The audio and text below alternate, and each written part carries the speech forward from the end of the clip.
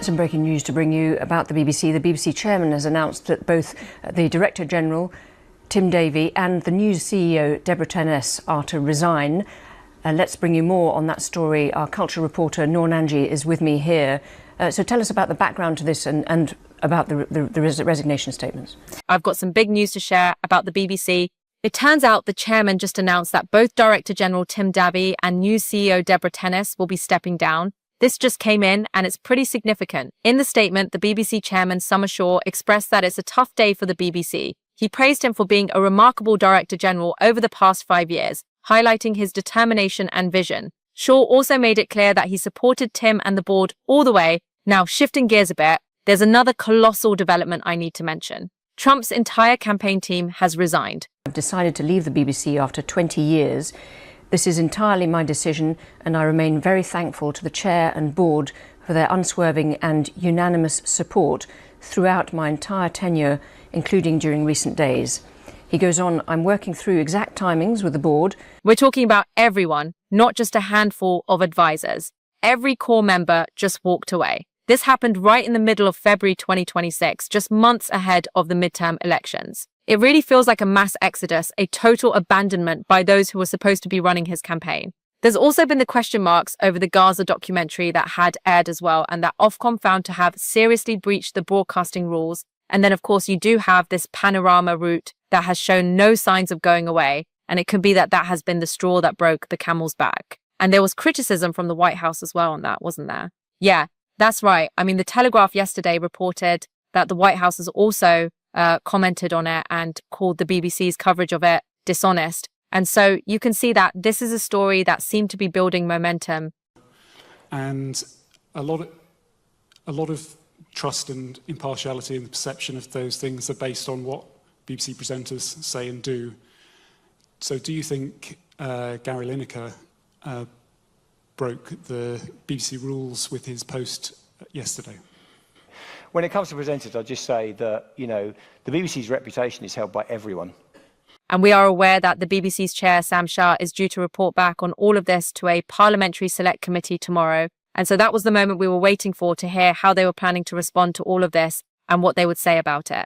But obviously, the decision seems to have now come on Sunday night for both Tim Davie and Deborah Tenness to resign. Back to what we were discussing. There's also been some controversy surrounding a Gaza documentary that aired, which Ofcom found to have severely breached broadcasting rules. And then there's the ongoing panorama issue that doesn't seem to be going away. This could very well be the last straw. So there's been quite a shake-up recently. The White House, in a report by the Telegraph, decided to call the BBC's reporting on this situation dishonest. This really seems to be gaining traction. Tomorrow, Sam Shaw, the chair of the BBC, is set to update a parliamentary select committee on the matter. Definitely something we've all been waiting to hear. Meanwhile, it appears that both Tim Davie and Deborah Tenness chose to resign this past Sunday night, which adds to the unfolding drama.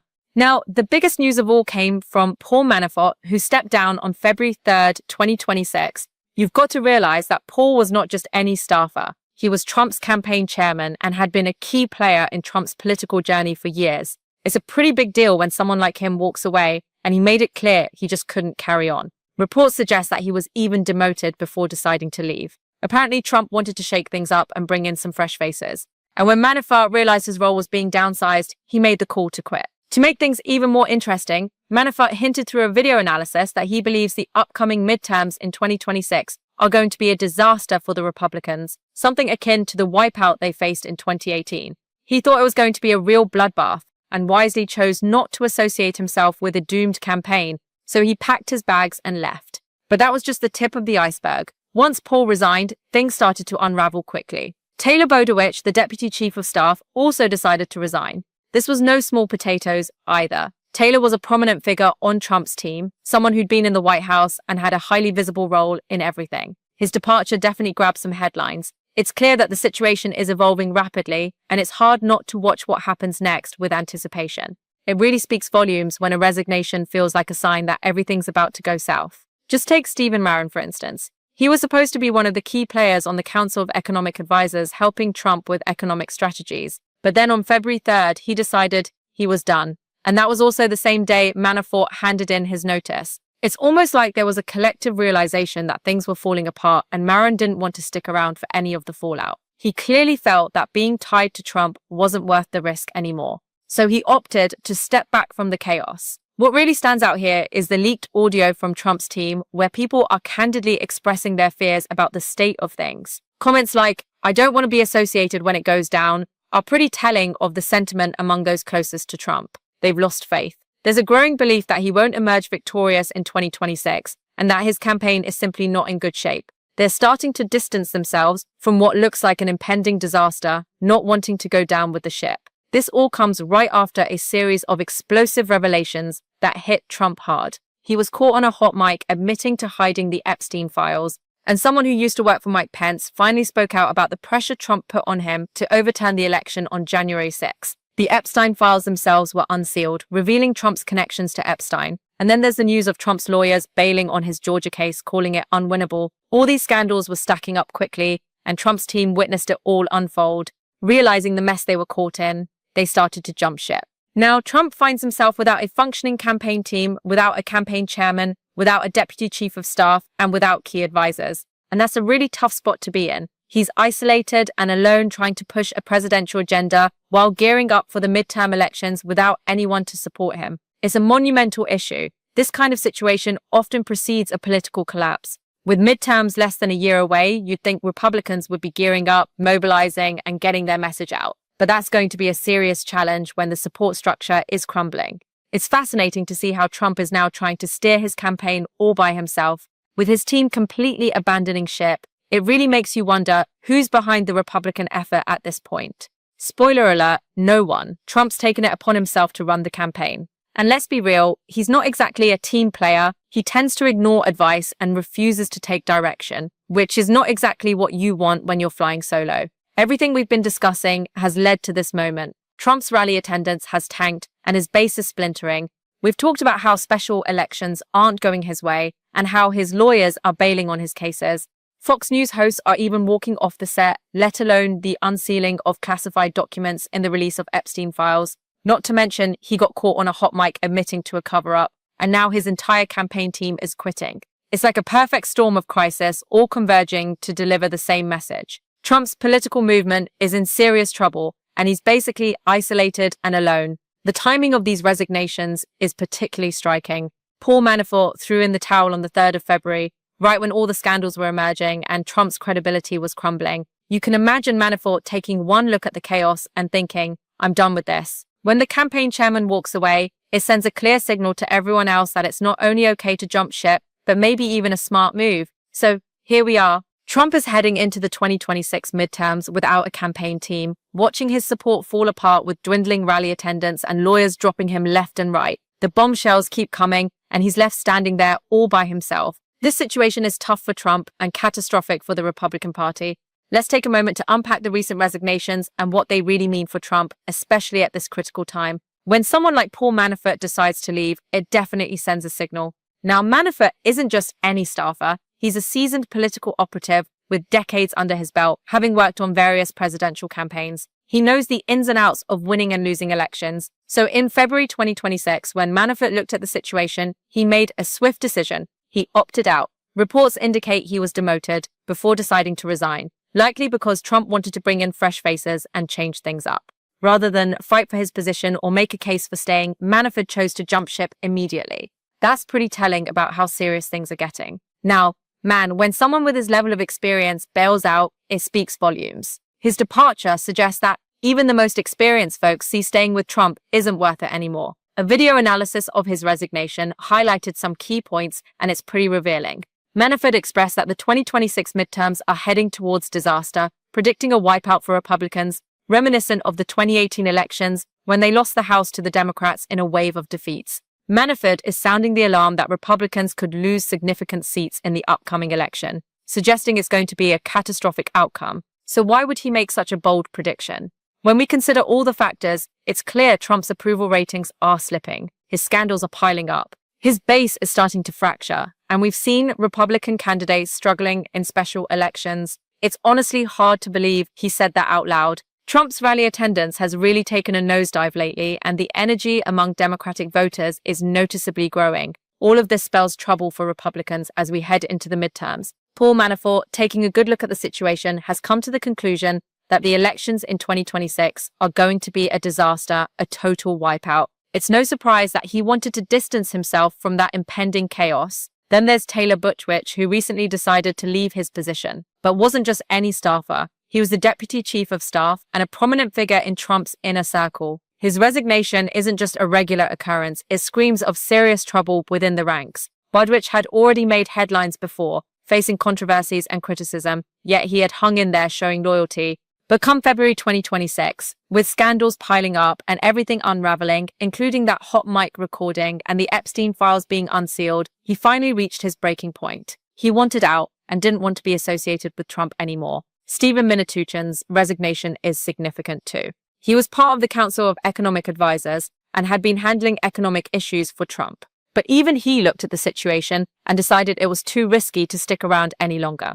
On February 3rd, the same day Buttigieg resigned, he decided to quit as well. It's quite telling that multiple people chose to leave on the same day. That's not just a coincidence, it points to some serious discussions happening behind the scenes. When several senior staff members step down together, it shows there's a coordinated effort to exit, indicating that they all looked at the situation and agreed it was time to get out. It really underscores how broken things are getting within the organization. I stumbled upon some leaked audio from Trump's team, and it's clear that people are really worried about what's ahead. They're saying things like, "I don't want to be associated when it all goes downhill," which definitely doesn't sound like someone who believes Trump is going to pull through. This isn't the mindset of a supporter. It's more like they're looking at the situation and thinking, this is going to be a train wreck and I want no part of it. It's almost like they're already planning how to distance themselves from Trump when the whole thing falls apart. Now, let's break down what this means for Trump politically. He really needs a solid campaign team around him. He requires people to handle the daily grind, advisors to give him sound advice, and staff to put his decisions into action.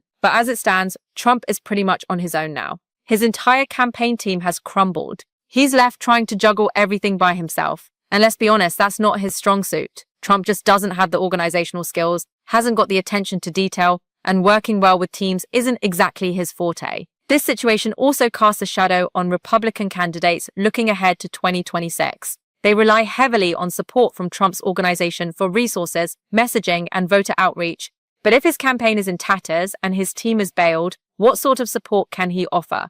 Probably not much at all. Those Republican candidates are going to find themselves running their campaigns pretty much solo, without much backup from Trump. Then there's the bigger picture of how this impacts Trump's grip on the Republican Party. He's managed to keep his influence by rewarding loyal supporters with the resources they need to succeed in their elections. But with his campaign team dissolved, his ability to offer that kind of support is significantly weakened. That's going to diminish his power within the party. And let's not overlook how all of this is going to affect Trump's supporters. Their reactions are going to be interesting to watch as this situation unfolds. You know, things are really starting to unravel for Trump. His base has been splintering, and attendance at his rallies is slipping fast. But now, to top it all off, his own team is bailing on him. The people who are supposed to be closest to him are walking away. And you've got to wonder how his supporters are taking this. Are rank-and-file Republicans starting to see this as a sign that Trump's time might be up? Will they begin to put some distance between themselves and him? Is it going to affect their support for Republican candidates linked with Trump? Timing couldn't be worse for him either, with the midterms sneaking up in less than a year.